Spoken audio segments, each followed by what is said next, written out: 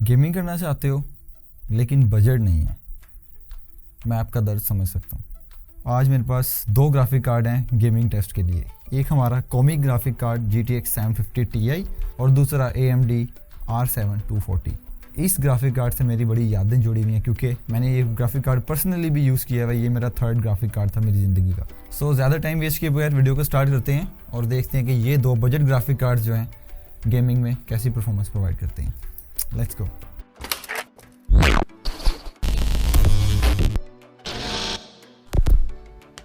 सो boys, आपका budget अगर 20,000 या 20,000 के आसपास है तो आपको जो सबसे ज़्यादा अवेलेबल GPU मार्केट में मिलेगा वो मिलेगा GTX 750 Ti। सबसे पहला टेस्ट जो मैंने परफॉर्म किया वो था GTA 5 पे। और भाई क्यों ना करें, हमारे आधे गेमर्स की गेमिंग GTA 5 से शुरू होकर GTA 5 पे ख़त्म हो जाती है, तो हम बेंचमार्क टेस्ट भी उसी से स्टार्ट करेंगे। बेंचमार्क नहीं, प्रॉपर एक टेस्टिंग थी, ठीक है। बेंचमार्क मोड में मैंने टेस्टिंग नहीं की, मैंने खुद गेम खेल के टेस्ट किया।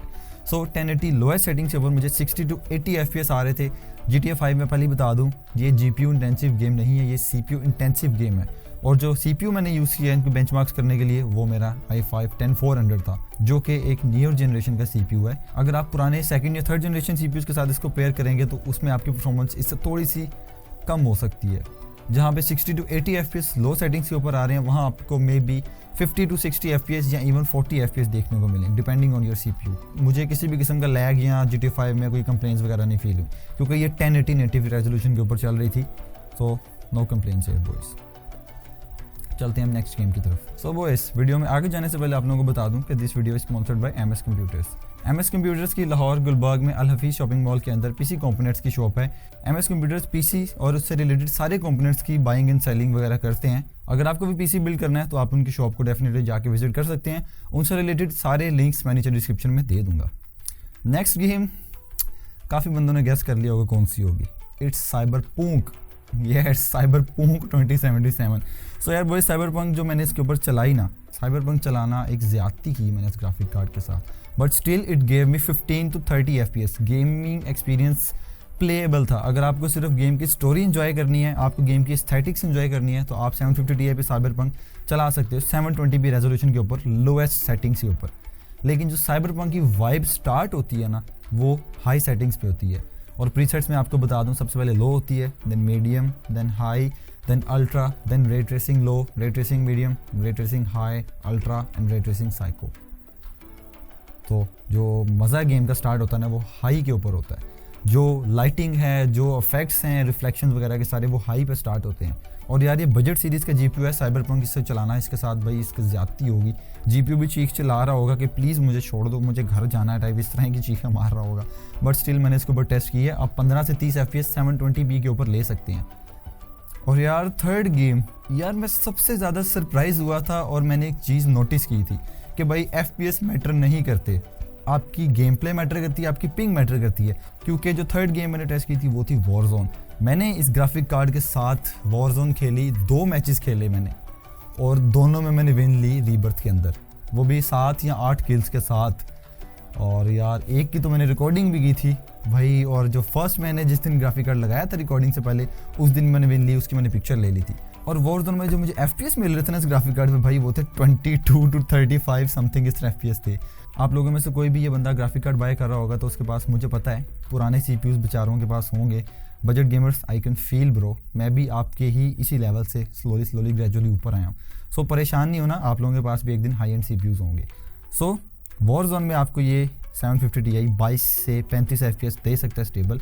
ऊपर भी जाते हैं, इवन के 80 FPS तक भी टच कर रहा था ये। लेकिन वो जब आप इंडोर्स जाते हो, जब आप आउटडोर्स आते हो, आपके FPS फ़ौरन फ्लक्चुएट होकर 20s पे आ जाते हैं, वो भी 720p के ऊपर। सो वॉरजोन भी अगर आप मज़े लेने के लिए खेलना चाहते हैं 1280 पे 720p पे, तो आपको 22 से 35 FPS मिल जाएंगे। और अगर आपका वो पुराना वाला मोनीटर है 1024x768 4:3 जो एस्पेक्ट रेशियो वाला मोनीटर होता है, तो मे भी आपको 35 to 40 इवन 45 FPS भी देखने को मिल जाए। मेरे जैसा नूबड़ा बंदा भाई इस ग्राफिक कार्ड के साथ 2 विन्स ले सकता है, तो आप क्यों नहीं। सो चलते हैं अब नेक्स्ट गेम की तरफ। फोर्थ गेम जो मैंने इसके ऊपर टेस्ट की थी वो थी वैलोरेंट। मैं टेस्ट करना नहीं चाहता था बिकॉज मैं वैलोरेंट में बहुत बड़ा नूब हूँ। मैंने जब वैलोरेंट इंस्टॉल किया ना, मैं एक मैच के बाद उड़ा देता हूँ क्योंकि मैं बहुत ही बड़ा नूबड़ा हूँ उसके अंदर। वैलोरेंट में यार मुझे फील होता है कि आपको सिर्फ माउस के साथ खेलनी है, कीबोर्ड का काम ही नहीं है उस गेम के अंदर। सो मुझे वैलोरेंट पर्सनली पसंद नहीं है। और वैलोरेंट के ऊपर भाई सरप्राइजिंगली मुझे 120 से 240 FPS के दरमियान FPS मिल रहे थे, जो कि सरप्राइजिंगली गुड है यार। मतलब जो वैलोरेंट है वो इतनी डिमांडिंग गेम नहीं है। वैलोरेंट और CSGO की जो रिक्वायरमेंट्स है वो ऑलमोस्ट सेम है। तो 750 Ti के ऊपर आप लाइट गेमिंग किसी भी किस्म की कर सकते हो। इवन आर्कम नाइट भी आप इसके ऊपर लो सेटिंग्स 1080 के ऊपर चला सकते हो। मैंने इस पर टेस्ट नहीं किया, बट मैंने पास में 960 यूज़ किया हुआ है और मैं तकरीबन ऑलमोस्ट हाईएस्ट सेटिंग्स के ऊपर आर्कम नाइट को चलाता था i5 सेकंड जनरेशन के ऊपर। और ये कार्ड उससे बहुत ज़्यादा सिमिलर तो नहीं, लेकिन उसके आसपास ज़रूर है। और मुझे पता है कि ये लो सेटिंग्स के ऊपर आर्कम नाइट बड़ी इजीली चला सकेगा। और मज़े की बात ये है कि यार हर नई आने वाली गेम जो अब आ रही है वो इस तरह डिमांडिंग गेम नहीं है। जिस तरह PS5 पर रेचेट एंड क्लैंक है, उस एक साइकोनॉट्स है, इस तरह की काफ़ी ज़्यादा गेम्स आ रही हैं जो कि हर बंदा इंजॉय कर सकता है। तो अगर आपके पास हाई एंड GPU लेने का बजट नहीं है तो आप इस तरह की गेम्स को ज़रूर इंजॉय कर सकते हो। और 750 Ti इस तरह की गेम्स के लिए बेस्ट बाय है। एक बार फिर से बता दूं, सो ये GPU जो मुझे प्रोवाइड किए थे बेंचमार्क्स इन गेमिंग के लिए MS कंप्यूटर ने किए थे। MS कंप्यूटर से रिलेटेड सारे लिंक्स, नंबर्स वगैरह जो भी है मैं डिस्क्रिप्शन में आपको दे दूंगा। लाहौर में अल हफीज़ शॉपिंग मॉल के अंदर इनकी शॉप है। ये PC और PC से रिलेटेड सारे कंपोनेंट्स में डील करते हैं। सो अगर किसी को PC बनवाना है तो उनके शॉप पर जाके एक बार चेकआउट जरूर कर सकते हैं। सो यार बॉयस, GTX 750 Ti ने 2021 के अंदर भी काफ़ी गेम्स के अंदर अच्छा परफॉर्म किया है। अपनी प्राइस रेंज से बहुत ज़्यादा अच्छा परफॉर्म किया। मैं एक्सपेक्ट नहीं कर रहा था कि ये जो 750 Ti है आपको इतने FPS देगा, क्योंकि मैं इसको बिल्कुल ही लो बजट GPU समझ रहा था, लेकिन इसको आप मिड बजट कह सकते हो, जो कि इसकी प्राइस है बेचारे की लो बजट से तो ऊपर ही है। तो और जो वैल्यू है आपको ये 750 Ti प्रोवाइड कर रहा है इन माई ओपिनियंस। बाकी आपके ओपिनियंस डिफरेंट हो सकते हैं। सो 750 Ti बॉय, अच्छा काम किया आपने। आपको रखते हैं साइड पे। अब बारी आती है उन गेमर्स की जिनका बजट 750 Ti लेने के लिए जितना भी नहीं है। I really feel you boys, I can feel you boys, जो मार्केट में 8-10 हज़ार रुपये का ग्राफिक कार्ड ढूंढ रहे होंगे। या तो आपको GTA 5 जैसी गेम्स खेलनी है इनके ऊपर, या आपको स्लाइट ऑफिस वर्क का काम करना है, तो उनके लिए ग्राफिक कार्ड बेस्ट है। सो चलें बात करते हैं इसके बेंचमार्क्स की। सैडली मैं इसके ऊपर ज़्यादा टेस्टिंग नहीं कर पाया। उसकी रीज़न ये थी कि मेरी हार्ड जो थी वो क्रैश हो गई, बार बार क्रैश हो रही थी। मेरी पावर सप्लाई का इशू है। और सैडली जो मैंने इसके ऊपर टेस्टिंग की भी थी, मेरी वो जो फाइल्स थी सारी करप्ट हो गई, क्योंकि मेरी हार्ड बार बार एडिटिंग के दौरान, रिकॉर्डिंग के दौरान बार बार डिस्कनेक्ट हो रही थी। और इवन जिन जिन गेम्स के ऊपर मैं टेस्ट कर रहा था ना, वो गेम्स भी क्रैश हो गई। सो बॉयस, प्रोजेक्ट कार्स 2, वैलोरेंट और बाकी जो छोटी छोटी गेम्स जो मैंने इसकी टेस्टिंग के लिए रखी हुई थी, मैं उनके ऊपर इसको टेस्ट नहीं कर पाया, क्योंकि मेरी सारी की सारी गेम्स जो थी वो करप्ट हो गई, because my bad power supply and my bad hard drive. अब मुझे नहीं पता कसूर किसका है, हार्ड ड्राइव का है या सप्लाई का। उसके लिए मुझे PC उठा के लेके जाना पड़ेगा कहीं ना कहीं, और मैं भाई अकेला बाइक पे नहीं लेके जा सकता अभी।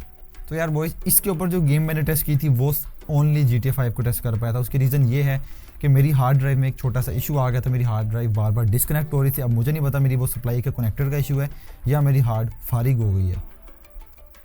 अब मुझे नहीं समझ आ रहा बॉयज।